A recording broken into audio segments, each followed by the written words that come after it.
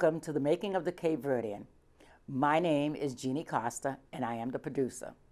The Making of the Cape Verdean is a platform which enables me to highlight the rich history and culture of Cape Verdeans throughout the New England and New Bedford area. In today's program, I will be interviewing Mrs. Marlene Tavares and talking about her accomplishments and her contributions to the New Bedford community, which is immeasurable. So as I like to say, sit back, relax, and take some time to hear about Marlene Tavares' life and her extraordinary accomplishments and her contributions to the city of New Bedford. Thank you.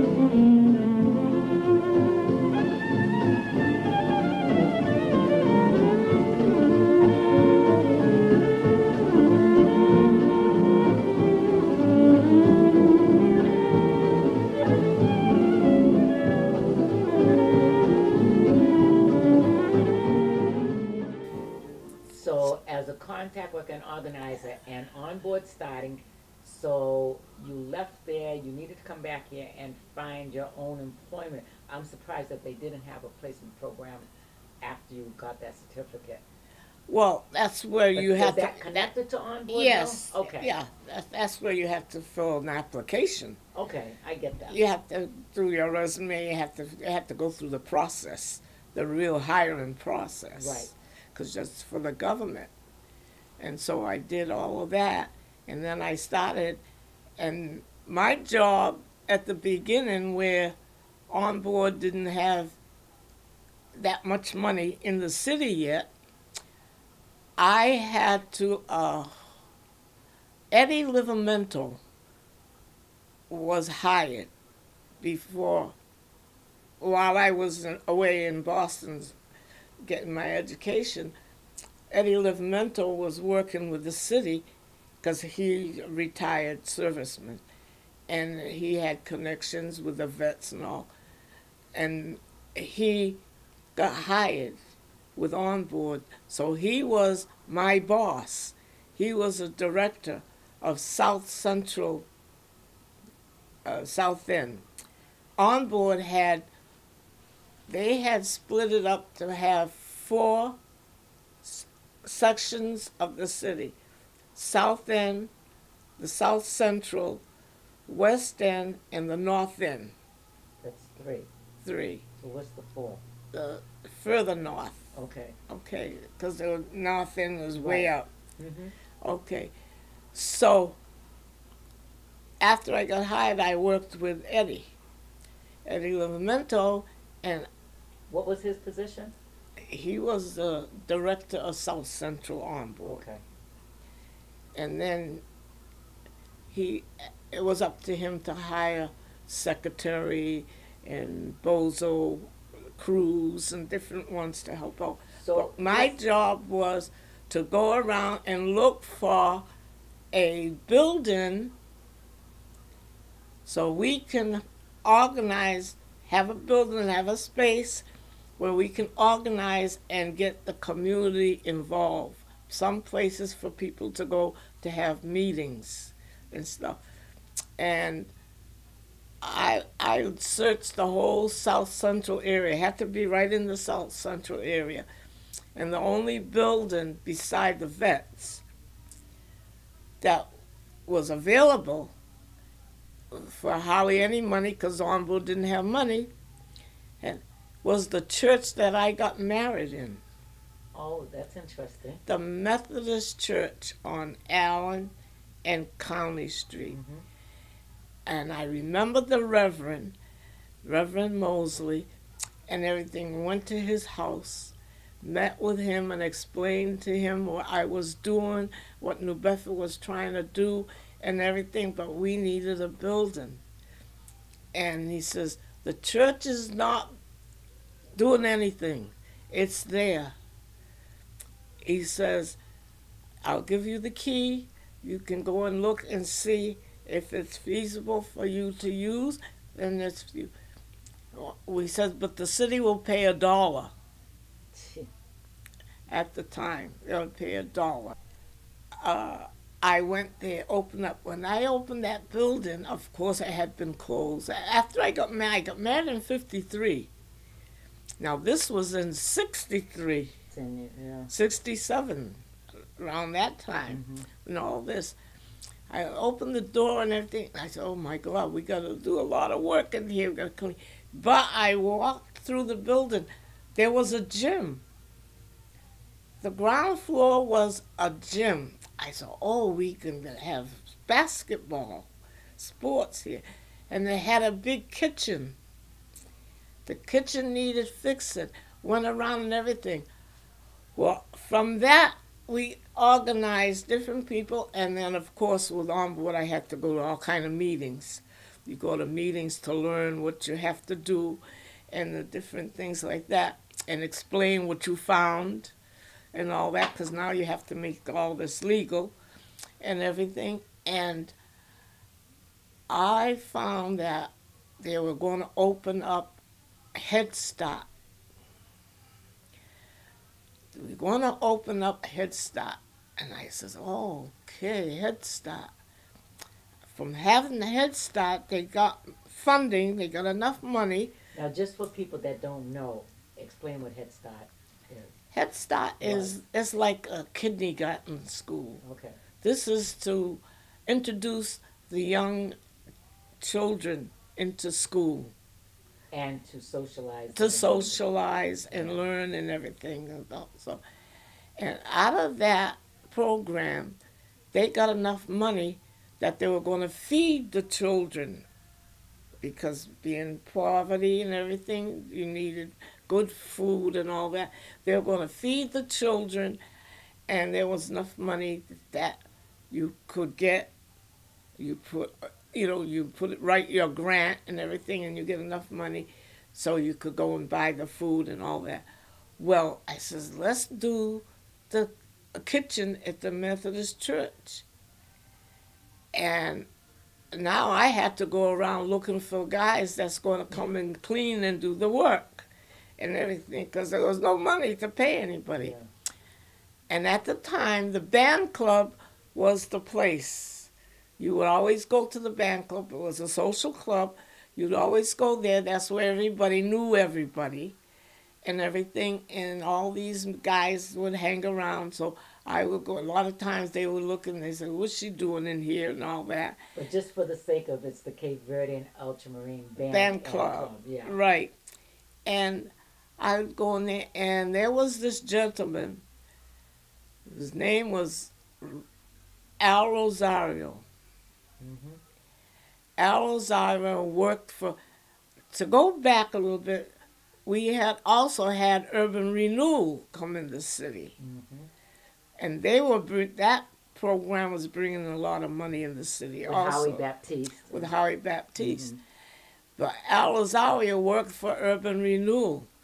And I remember him as a child living on Purchase Street and on South 2nd Street before I got married.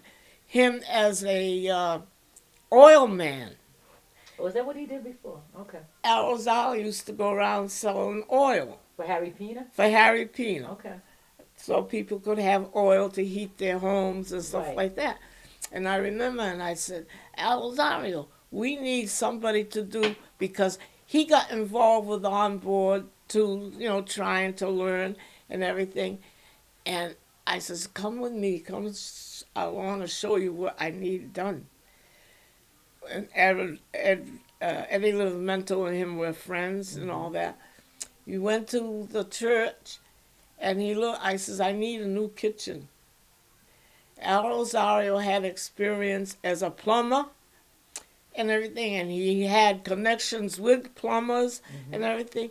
Well, he organized that and got all that done and got that kitchen all rehabbed and done over and everything. Yeah. Now that I have it painted and everything, it will look beautiful. I said, now that I have a kitchen, we got to get food to these kids On Board. So I got to have cooks to cook the food. I went door to door looking, talking to different ladies, and some ladies, they didn't trust me. They didn't know what I was doing, what I was trying. But there's one woman, her name was Julia Pina. Linda Pina and them's mother. Linda Pina's mother. Right, yeah. And Molly Pina. and yeah, and what's it? Henry. The father, Harry. Harry, Yeah. and then the son Henry. Okay, and there's I forget there's his name. Cynthia, there's Larry. Larry. Henry, what they call And Larry Boy. Peter. Larry Yeah. used to go, who's she doing? What are you doing? Blah, blah, blah. And everything says, Julia, we need a cook. And you're not working. You have all these children. You're cooking all that. She says, oh, that sounds interesting. Yeah, you just cook in the morning, in the afternoon. This is for you. And that was a paid position. Yes. Good, Yeah, I had made sure it was all paid. I forgot Right. how much they got paid, $100 or something like that. But she needed an assistant. She needed help. So we went around looking. I says, Julia, pick who you want. She picked John Cruz's sister, older sister, Margie. Okay. Margie Cruz. I'll never forget. Those two women came. So now they got to go buy the food. I give them so much money. They went and get the food and everything, and they'd have the nice refrigerator and all that. So every day those women would be in that kitchen 5, 6 o'clock in the morning, do the breakfast. They'd have to set it up because they learned, they went for training, how to do all of Where this. did they go for the training? I don't know, I think vocational. Okay. It might have been Yeah. vocational. And how many kids were they going to be servicing? In New Bedford, I don't know. So this was just one place to service what, all these kids in the program? Yes. And Head Start. And we had to hire a man with a truck to deliver the food. Okay, so they would deliver the food to these different places. Yeah, Okay, gotcha. to the different schools. Okay. These kids were already in school. This was All in right. school. Okay, that's right. So different schools would get so much food depending on their class. How many kids in the class, they get the food and everything. And this was just for the Head Start kids? Yes. Okay. This for the heads.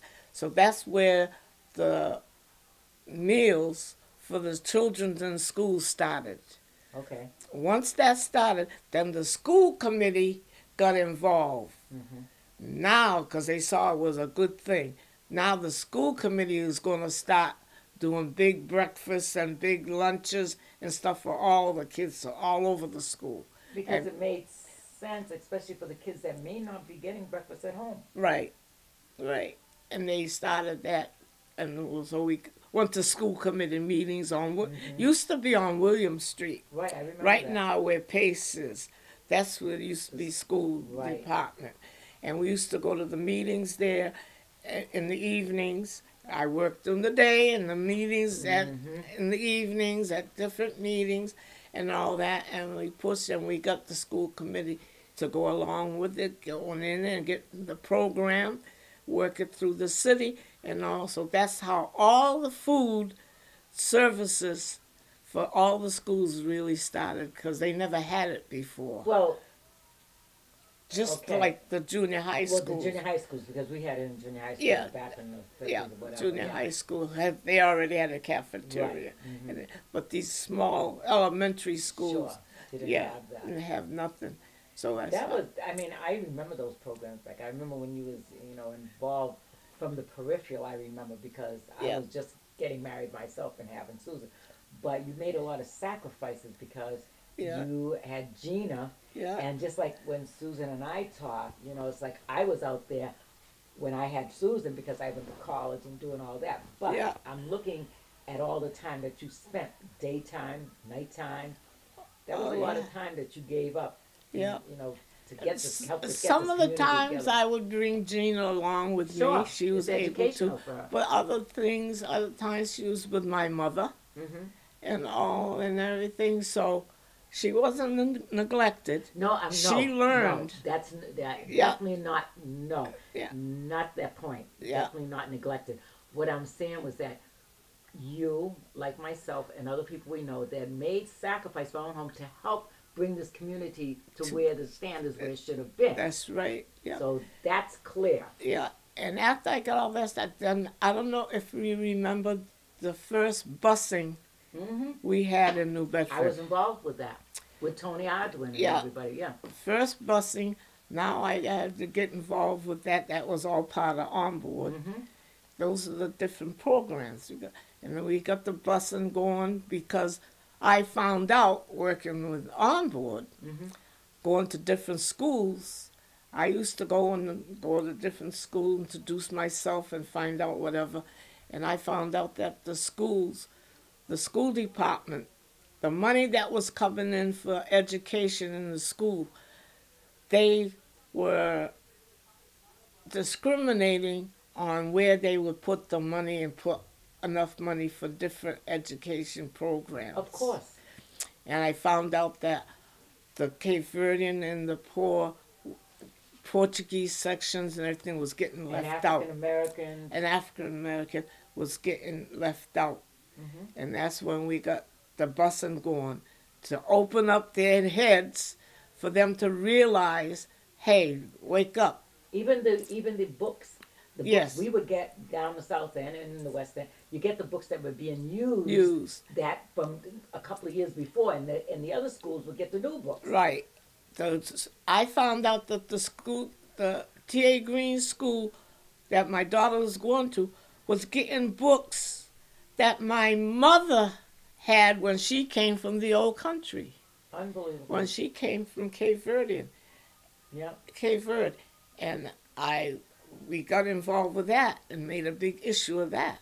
And we started getting the materials that the kids should have been getting through the state. And with that, the teachers that had to teach in these schools felt it was like degrading for them to have to teach in these communities. There was some that were good. Good, yes. Some that wanted to teach kids of color. Right. But there were many that felt it was like the way my father explained it to me at that time before I even came around, is that it was like almost like a punishment for them to have to teach in these neighborhoods. Yes, yes. In fact, they wouldn't get close to none of the kids. I remember the Cushing Avenue School and all that. The Donaghy School. Donaghy School. The teachers was up in the air and everything, and you couldn't, you were belittled. Sure.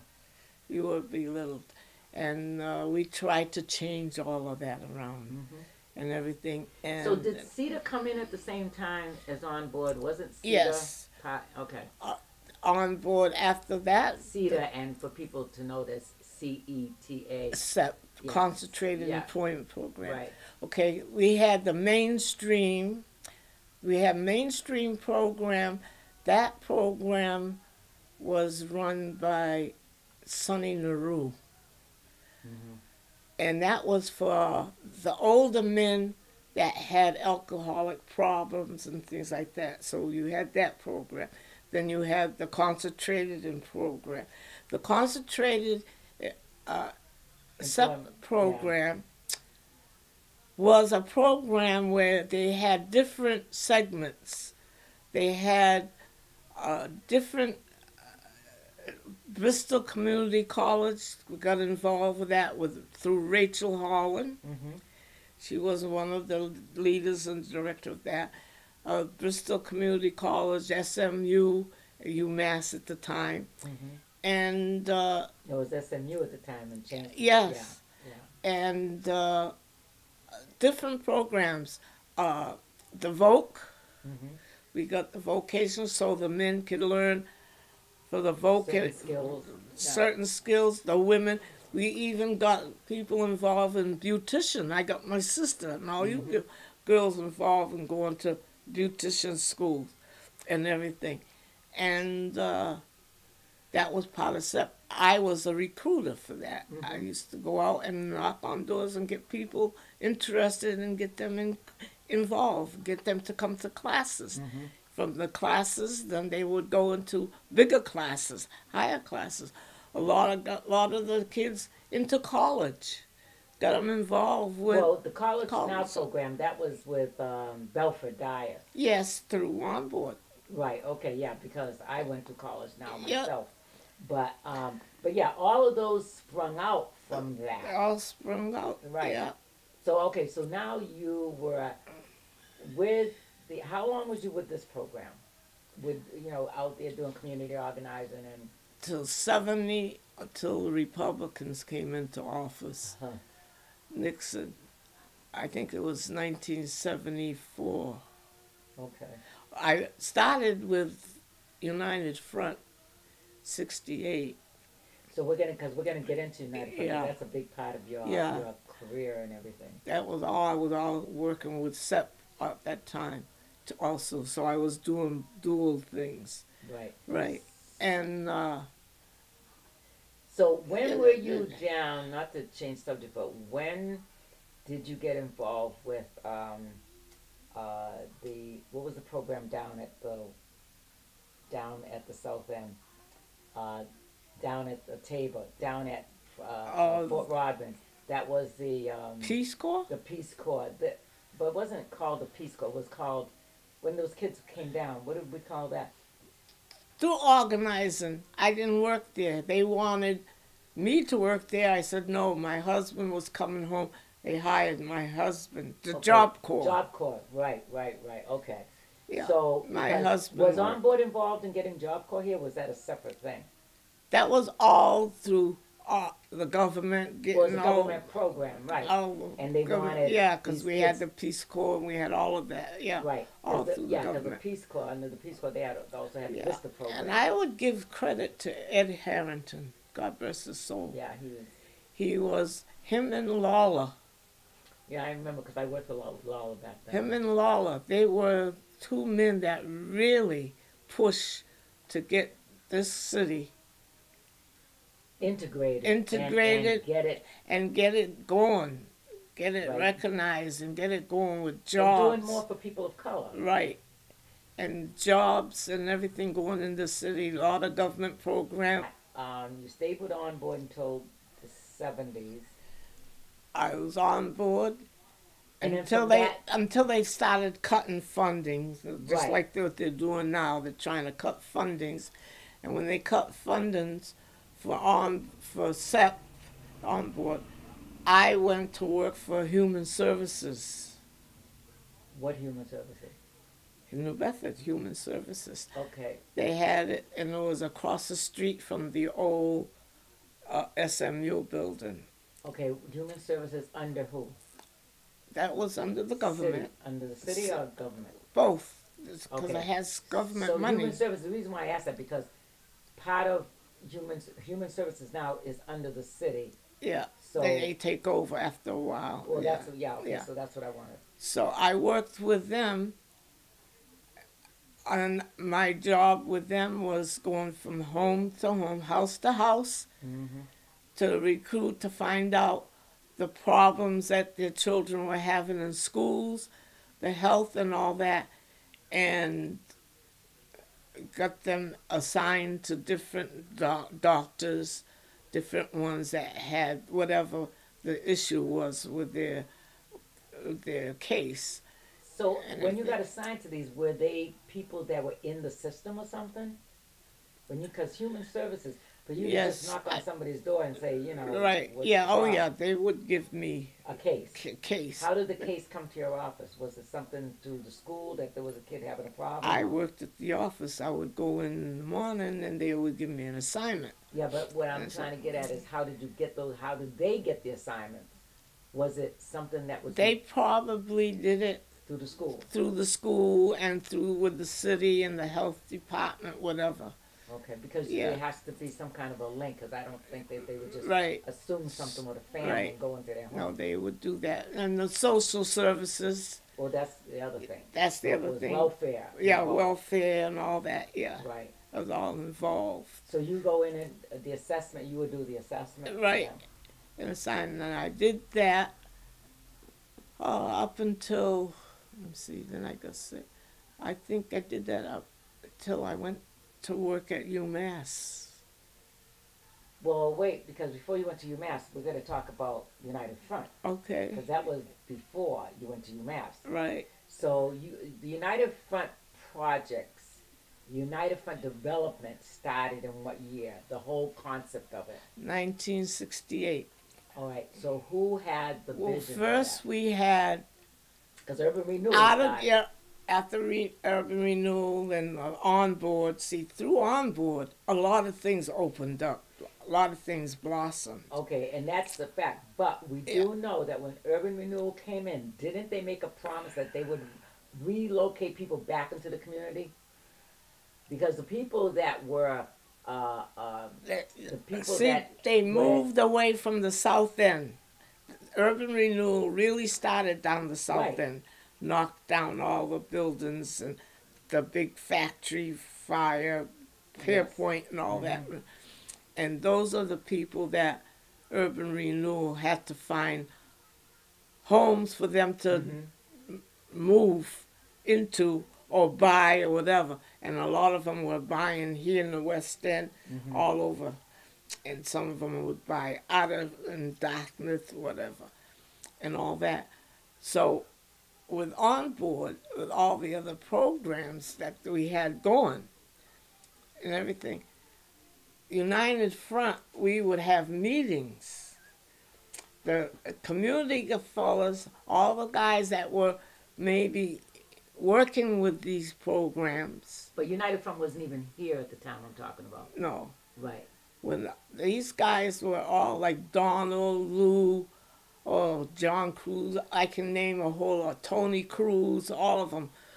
We started United Front. But where were you meeting when you started United Front? Here on Kempton Street in a church. Okay. Our first meeting was at a church. I don't remember the names. The concept of the United Front development started with those meetings there. Yeah. Yeah, at this church on Kempton Street, we would meet. I'll never forget because it was always on Wednesday.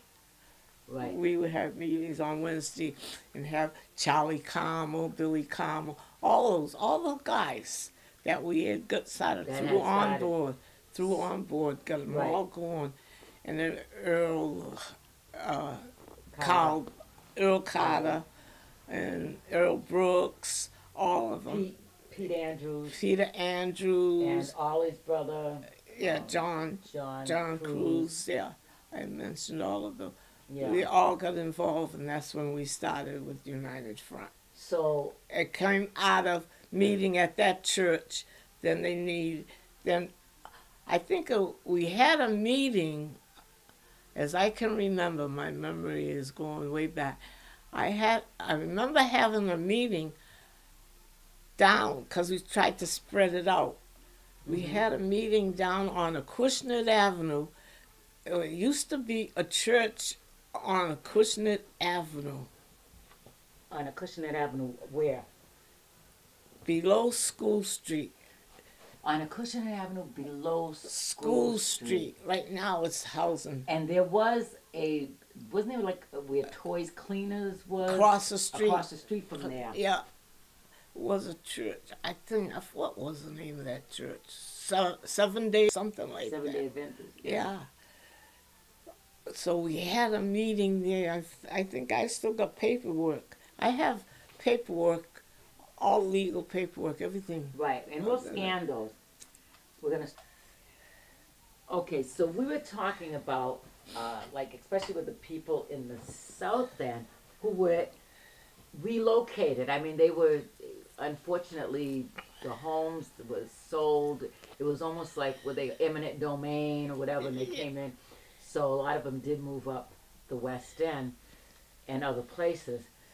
So you folks were getting together, a meeting. Yeah. And how did this come up about creating this development here, which was originally the United Front? Okay. In 1968, 69, we decided to become legal organization. We had to go through the state and everything, and we signed, and we became United Front Development Corporation. And we continued, I think the church, that part of it kind of diminished because everybody that was going to those meetings at that church they all spread out, went to college, whatever, and they kind of diminished. So the ones that wanted to stay and be with United Front Development Corporation, cross the street on Kempton Street, where it used to be Franny's Barber Shop, next door was a building that had 2 big spaces. And we took over those spaces, and that's where we used to have our meetings. And from there, we decided, well, this was urban renewal, and they were going to knock everything down and move people out of this area, urban renewal. So our thing was, let's see if we can get this land and buy the land, because there was money that was a program where you could get monies from the government and the state and everything and buy land and build homes. And they had on this side of this land on Court Street, next to that little church, all on Court Street was buildings, was rope works. I remember that. Was rope works, and on this corner was like a warehouse. I think they used to sell liquor, something like that. And one evening, I woke up and I saw nothing but the red skies. The fire, that big fire, right? It was red skies, and I went, the heck is going on? And look, and this was burning and everything. So he says, okay. Then that, we all got together, had a meeting. Rope was, well, let's get the land from urban renewal. Now, I just want to question this because Go ahead. I was wondering if Ropeworks, that company, the people that own that, they knew urban renewal was coming in, and they could take this land by eminent domain. Yeah. Do you think that fire was intentionally started? I don't know. My mind didn't go like that. Because they would have got more money. Yes. From the insurance. Yeah. I didn't. It didn't. My mind didn't go that way. I didn't think of who started. You just thought of the opportunity. Right. That this was going to be a good opportunity. Yeah. So. And even the building that was on the corner, which was a warehouse, Urban Renewal bought them off. Urban Renewal. So we had to work with the city and Urban Renewal, Howie Baptiste, and all those guys to say, okay, we went through hell to get this property because everybody was. And that was like, what, about 4 acres or more? 4 or 5 acres of land? Yeah, it was more, yeah. And see, everybody had plans and ideas for this, and they were grabbing. Yeah, right. And so we're talking about from Court Street to Kempton to Cedar to Chancery. Yeah. Okay. Yeah, all of that. So everybody had their ideas on it, but they knew that the promise was made that these people that they had to, that they disenfranchised, we had to bring them back into the community. Yeah. That was kind of and the promise. That was United Front's thinking, and United Front's goal was to bring people back into the community. As it was promised. As it was promised. Because I think at that time, the big thing was the state and the city. At that time, I don't know if the mayor and them were involved, backdoor meetings, whatever, but they wanted to do something else with all this property, either make a mall or whatever. Right. But it was development. But was to move everybody out. And of course. There were some nice homes on this property. My aunt owned a home on 34 Cedar Street. Right, and everything like that. And her sister. Right, and the Cruz family had just built nice homes and everything. So they all got paid for their property and everything and moved further. But let's be honest, they didn't get paid the value of the house. Probably, yeah. They didn't, because I remember my aunt, even in the South End, I remember there's pictures, and I just want to share this with you because I was able to go into the housing authority. They have their books in there, their scrapbooks, and I was able to go through all of that and see photos like of the Rocha family. that you see them handing the father a check, and he's not happy. Uh-huh. They're all smiling. He's the one person that's not smiling. So a lot of people didn't want to give up their homes in their neighborhood. Yeah, yeah. It was a big change of life for a lot of people. Sure. And everything. So from then, when we went through the process to become United Front Development, now what are we going to do? We're going to build. Now we want to build. And we got people from Boston. Oh, Justin. HUD? No, HUD. I'm trying to name developers. Oh, Peabody? Mm-mm. No? No, Peabody way back. Okay. Justin Gray, wasn't Justin Gray. I think his name was Justin Gray. Uh-huh. And we got these guys to come up to New Bedford and meet with us and to help us make a path, a decision, Mm-hmm. which way to go, how to go about it and everything. And that's how we got started.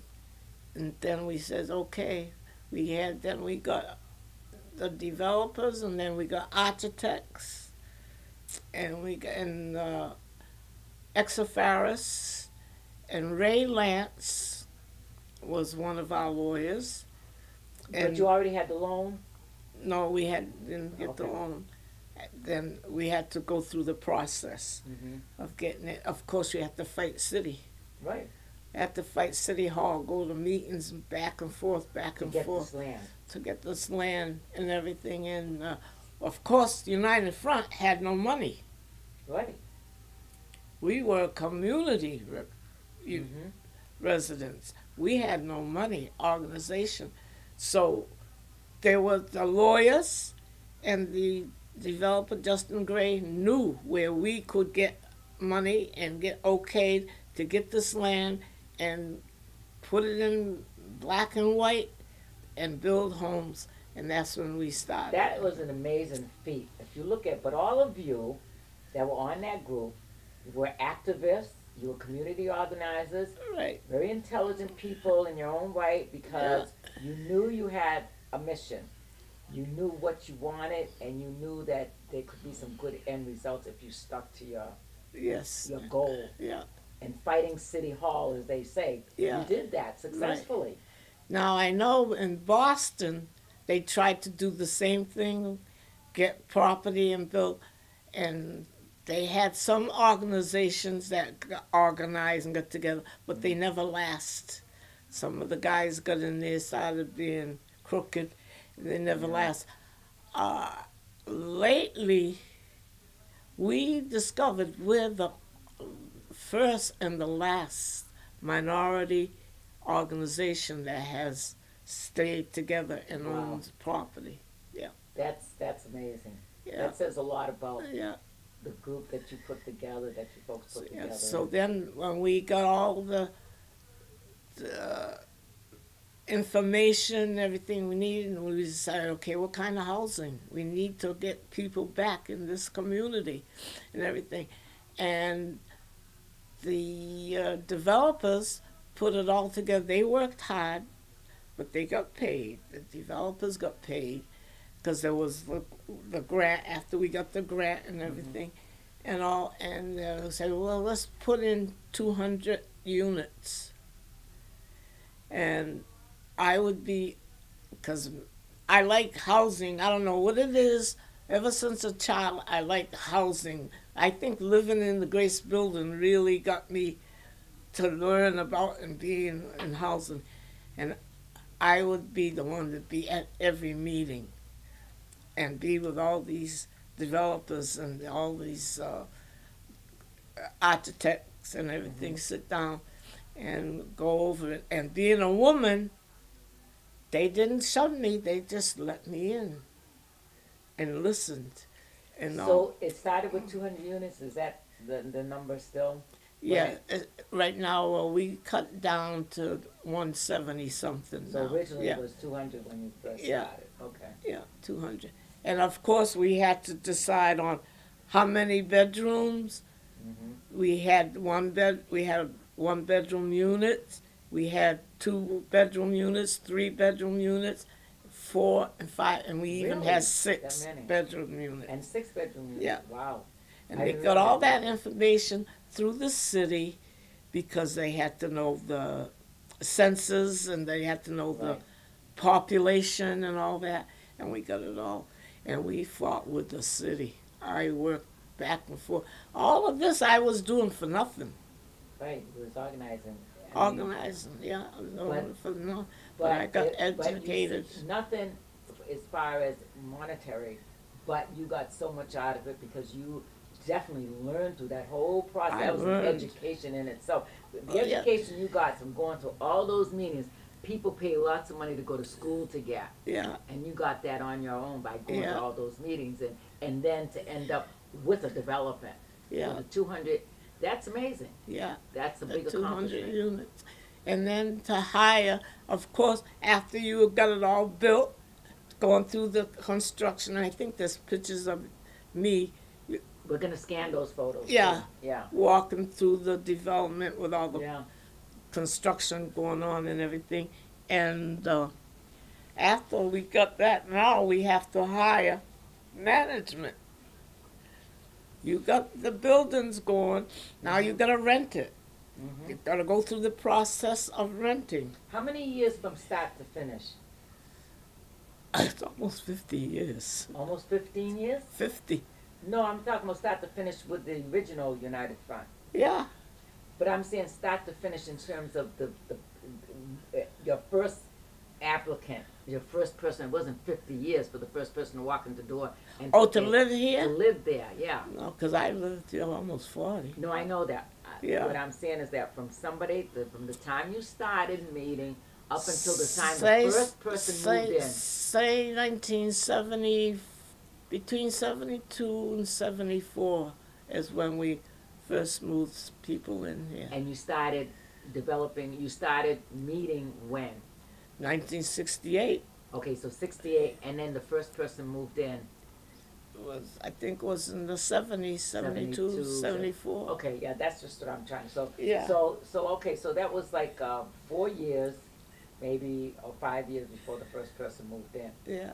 That was a lot to accomplish Yeah. in that time. And then, of course, before somebody moved in, we had to get a manager. The management. Manager. The first manager's firm was out of Newport. Mhm. We got this company out of Newport. Didn't work too good. We got rid of him. And then we got another company. What was the other company?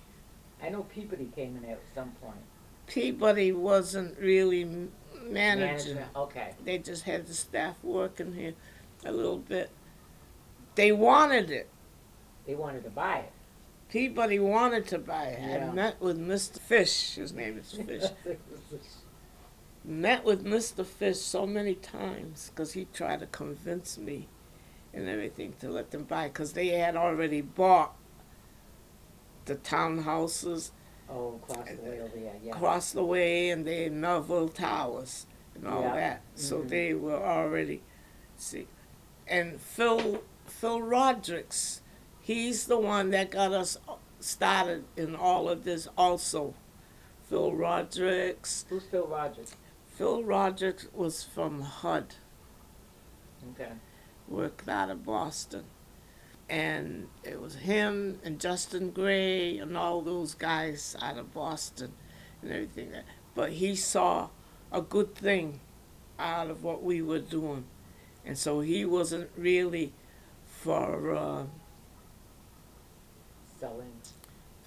for making money himself. Okay.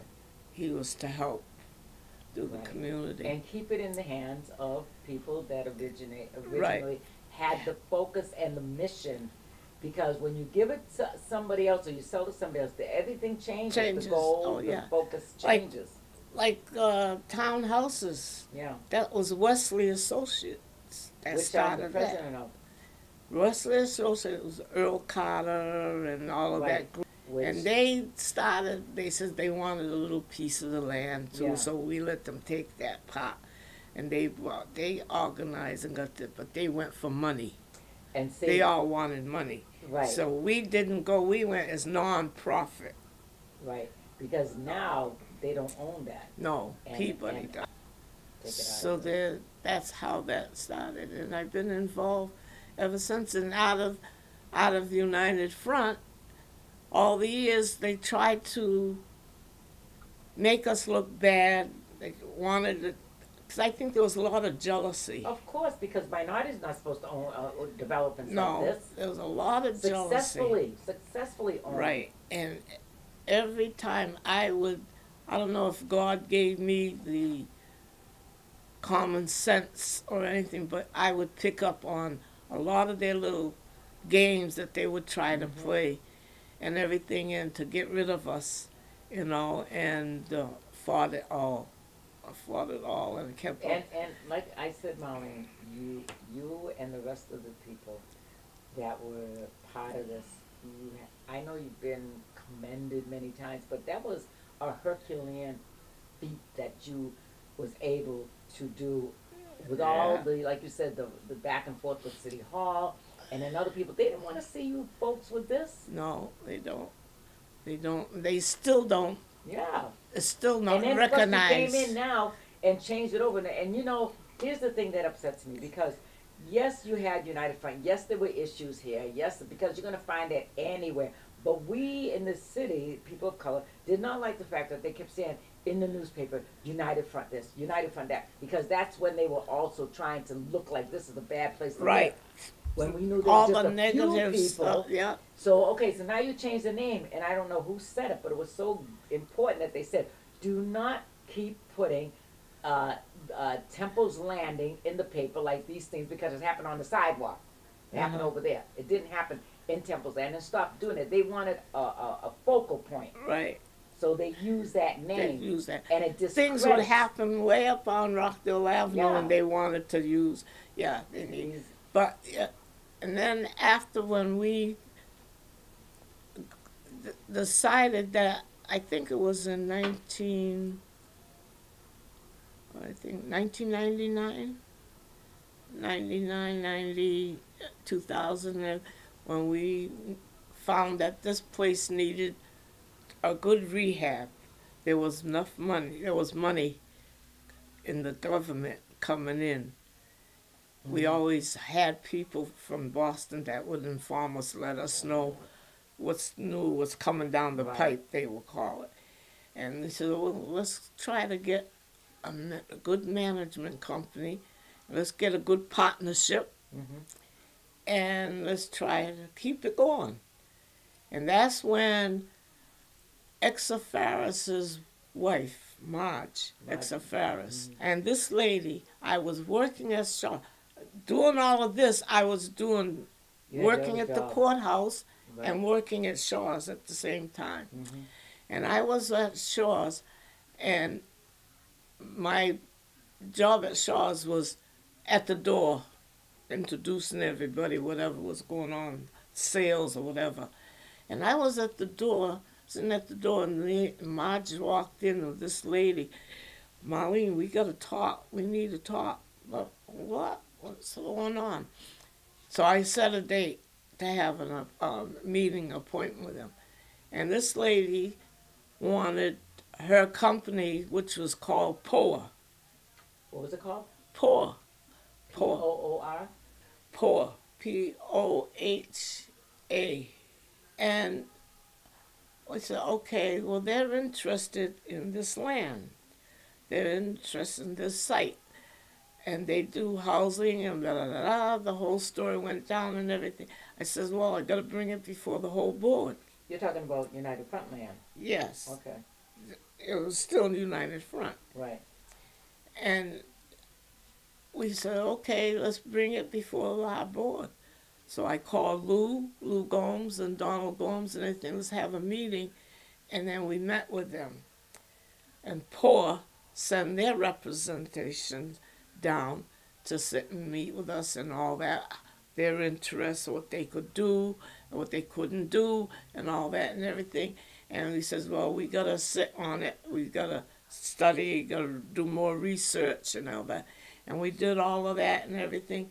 And then we also met with a couple other management firms. Mm-hmm. Because if whoever came in partnership was going to be with do management, because United Front didn't do management. We had.